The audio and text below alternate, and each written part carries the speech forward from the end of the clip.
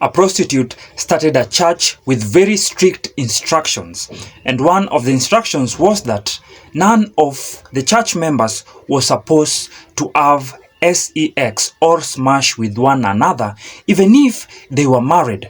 This is because the members were supposed to keep their bodies pure and holy, because the world was coming to an end very soon. The name of this person who started this church was known as Credonia from Uganda, in a place known as Kanungu. Her name became famous after one morning her church was blown by fire and 390 innocent souls died that particular day.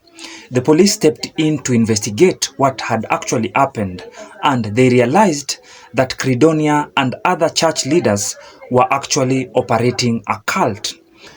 After a short investigation, the police thought that the cult members had committed suicide. However, after further investigation, it led to discovery of other graves in different parts of the properties. Bodies were found buried on top of each other. From these graves, most of the dead people were found to be poisoned and others were beaten to death with the instructions of church leaders such as Credonia and another person known as Joseph Kibwetere and Dominic. The police decided to investigate these leaders and they started with Credonia.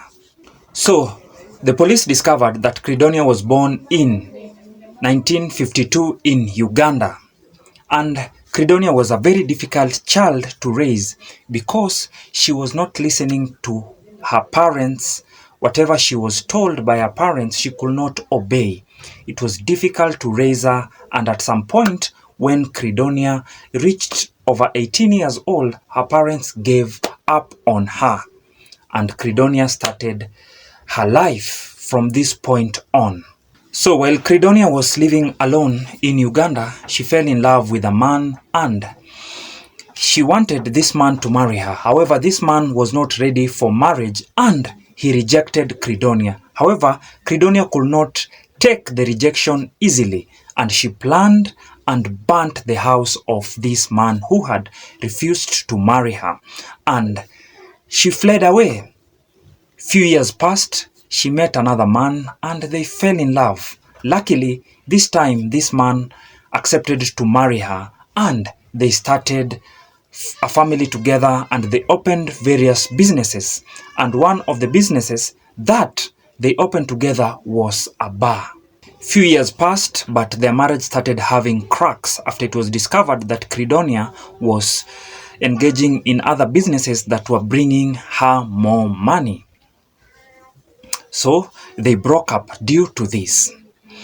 And Credonia remained with the bar, and she also continued engaging in this other business. And this business was sex work. So during the day, Credonia could work in her bar, and during the night, Credonia could engage in sexual activities for money. At this point, Credonia's love was only money. She even went ahead and started seducing some of the rich clients who were visiting her bar. At one point, it is said that Credonia seduced a very rich traveler who had come to have a good time in her bar. And this rich traveler went missing. And the following day, one of the clients even saw Credonia cleaning blood in one of the rooms, which Credonia was seen entering with this traveler. She killed the traveler and stole all her money and other valuables. Few years later, more bars were placed near her bar and the competition was really tight, and the money she was getting was so minimal and could not pay her bills.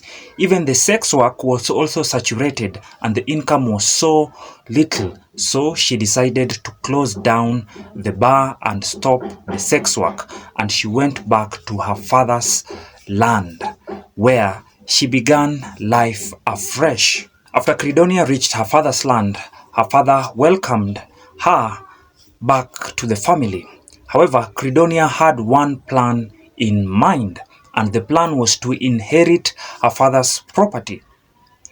However, the people who were supposed to inherit the property during these times were only male children, and Credonia had few brothers.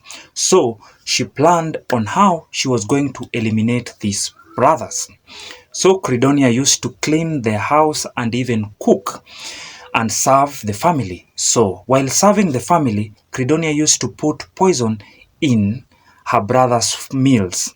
And she put poison for some time, and this poison killed their brothers slowly, and one by one, all the brothers died, and Credonia was the first in line to inherit her father's property. Then one day, while Credonia was in her room, Virgin Mary appeared to her and gave her some instructions, which her and some other people were supposed to follow. And the instructions were that Credonia should go around Uganda and recruit members who were going to follow the 10 commandments strictly. With this message from Virgin Mary, Credonia rushed to her father and told her what had actually appeared to her. And the father was really impressed and amazed because his child finally had come to light. And he told Credonia to go around Uganda and recruit members to her church who were going to follow the 10 commandments as instructed by Virgin Mary. With the blessings from her father, Credonia approached two women to help her in the recruitment of members to her church or cult. So they started and they crisscrossed Uganda and passed the message that Virgin Mary had given her. However, members did not believe them because Credonia's reputation was not that good in the community and very few people were joining. So they decided that they needed a male figure in their team so that they can speed up the recruitment process, and they needed a person who is well known. And they researched, then they settled on a man known as Joseph Kibwetere. Credonia and the two ladies settled on Joseph Kibwetere because he was a rich man. He owned a couple of properties around Uganda and he also ran various businesses. Joseph Kibwetere was also a former politician. However, he did not make it to their parliament. And finally, Kibwetere was a well-respected preacher in a Catholic church in Uganda. So one time, while Kibwetere was preaching in church, Credonia and the two ladies went to that church and they sat and they saw how Kibwetere was preaching. And after the service, Credonia and the two ladies approached Kibwetere and they told Kibwetere that Virgin Mary had appeared to Credonia and given her some instructions. This instruction given by Virgin Mary were that Credonia should go around Uganda and recruit members who were going to follow the 10 commandments. The other instruction given by Virgin Mary was that Kibwetere was the one who was supposed to lead this movement. And lastly, that Credonia and the two ladies were supposed to live with Kibwetere and go with Kibwetere everywhere he goes. Kibwetere was amazed because he had also gotten visions from the Virgin Mary, and he did not question these ladies, and he took them to his house and explained to her wife why he had brought the ladies home. And he told his wife the whole story, and her wife understood, and they started living together. Then the following day, they went and registered an NGO, and they called it Movement for the Restoration of the 10 Commandments of God. After the registration was successful, they started recruiting members and they brought these members to the house of Kibwetere because they had no place to take them. However, the wife of Kibwetere got so tired of cooking to these people because they were becoming more and more. So the food was little and even the space where they could sleep was not enough or available. Kibwetere's wife tried telling Kibwetere to find another place where they could take their new recruits, but Kibwetere could not listen to her wife. The only person Kibwetere used to listen to was Credonia. And more people were joining the movement. During this time in Uganda, they were passing through difficult times because they had an epidemic of a disease known as AIDS, and also they were being led by a person known as Idi Amin, who was a dictator and who used to kill people who were not conforming to his ideology, and life was so difficult. However, Kibwetere, Credonia, and the two ladies were giving hope to the people.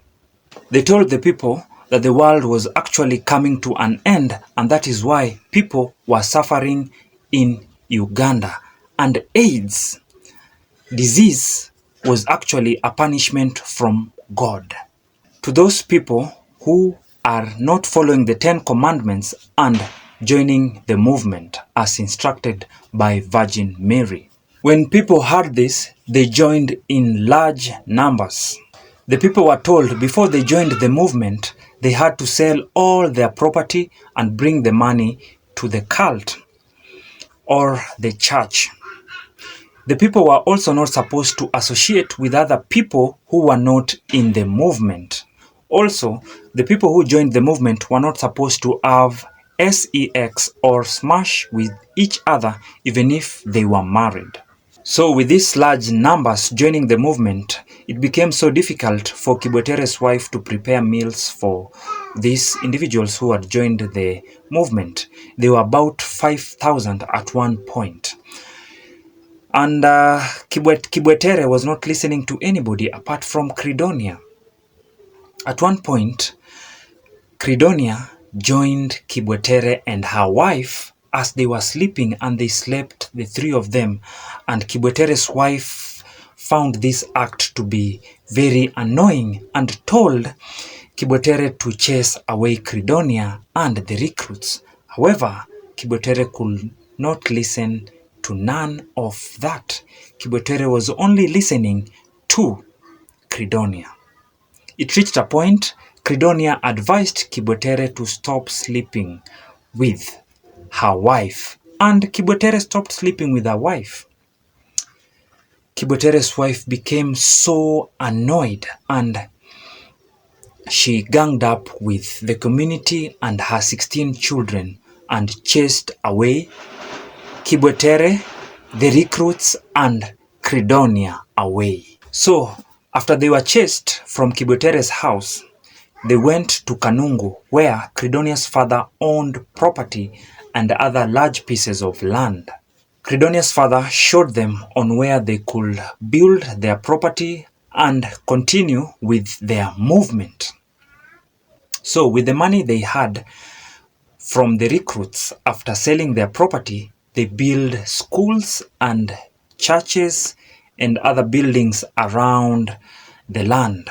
Now they were peacefully secluded from the world, and they continued recruiting more and more members. They even recruited other Catholic church priests, and one of the most notable preachers who was recruited was known as Dominic. Dominic had studied theology in the United States and he had a PhD. So Dominic helped this movement to write a book with clear instructions on what the recruits were supposed to do immediately they joined the movement. With this book in place, they also had other issues because they had so many recruits and the food was so little. So Credonia came up and told the recruits that Virgin Mary had appeared to her and given her further instructions. And one of the instructions that Virgin Mary had given Credonia was that the recruits were only supposed to eat 1 meal a day, but pray more. With this new instruction in place, people started starving and they started becoming thinner and thinner. Children at one point started hunting for insects and eating them in order to reduce their hunger. So many recruits even started leaving the movement because of this. And some of the recruits into the cult started demanding for their money back. Then Credonia came up again with another vision from Virgin Mary, and she told the recruits that Virgin Mary had given out a date when the world was going to end, and this date was 31st, 1999. So he told the recruits who wanted to leave to be patient and wait for this date, because they were going to go to heaven where there is no suffering, where they will be given new bodies, where they will find a new home. Credonia further told the recruits or the cult members not to talk to each other, and the person who was found breaking these rules was going to be punished, and indeed they were punished. Some were told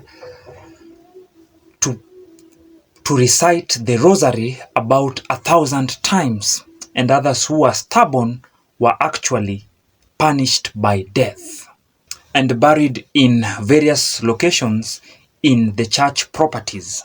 Few months later, the date which was given by Virgin Mary, 31st December 1999, came, and the members were so happy because they knew they were going to leave this world and go to heaven in paradise. However, that did not happen. And the following day, 1st January 2000, the members were so upset with Credonia and they confronted her. Some wanted to beat her because they had sold their property and they had nothing to start life with. So they requested that Credonia to give them back their money. However, Credonia refused and told them that Virgin Mary had appeared to her once again, and Virgin Mary had given her another date. People were going to go to heaven on March 17th, 2000, so they should be patient. However, some of them continued talking badly about Credonia, and Credonia found a way to silence them. And Credonia got some men, and the people who were disturbing her were silenced, and they were buried in mass graves. Others who believed in Credonia waited patiently, and this new date drew closer, and on the 15th March 2000, Credonia held a big party, and they bought drinks from the local shops. They slaughtered animals and they had a big party. Then they prayed, they sang, and they waited for 17th March 2000. Before the party ended, Credonia came with new instructions from Virgin Mary, and Credonia told the members what they were going to do when 17th March 2000 came. So on this particular day, the cult members were supposed to wake up very early in the morning and go to particular rooms and the church and pray as they waited for the world to end. Everybody was supposed to be inside a room.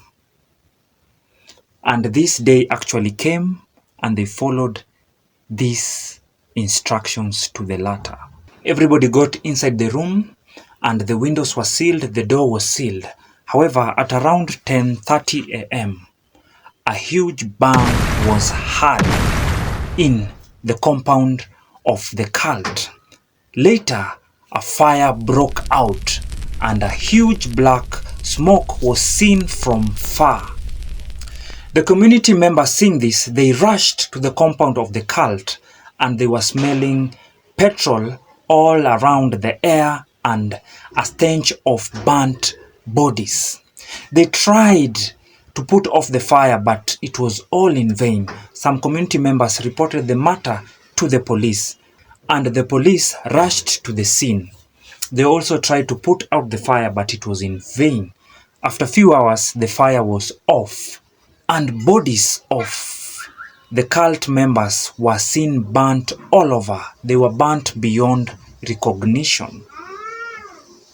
The police did the investigation and they ruled that that was a mass suicide because the previous 2 days the cult members were seen having a huge party. So the police thought that they had committed suicide, all of them. However, as investigation was ongoing, they discovered bodies buried in various graves. That is when they discovered that these people were actually murdered and it was not suicide as the police had ruled previously. So on 24th March 2153 bodies were found in a mass grave. 2 days later, 155 bodies were also found in a mass grave in a sugarcane farm. And few weeks later, 44 bodies of children were discovered in another farm. Also, another mass grave was found in Dominic's property, the PhD holder, and around 74 bodies were retrieved. They got inside the house of Dominic and they dug Dominic's floor and they found around 28 bodies buried beneath Dominic's floor. This property had been sold to Dominic's brother days before the burning incident happened. It is believed that over 700 people perished on the hands of this cult. After this, the police issued arrest warrants for Credonia, Dominic, the PhD holder, Kibwatere, and other cult leaders. However, as we speak today in 2025, 1st January, none of the cult members has ever been seen or arrested. And that is the sad end of the Kanungu cult who massacred over 700 people in Uganda. Subscribe, like, share, comment, and if you are a member of any movement like this in your country, kindly run. Nobody knows the day the world will end.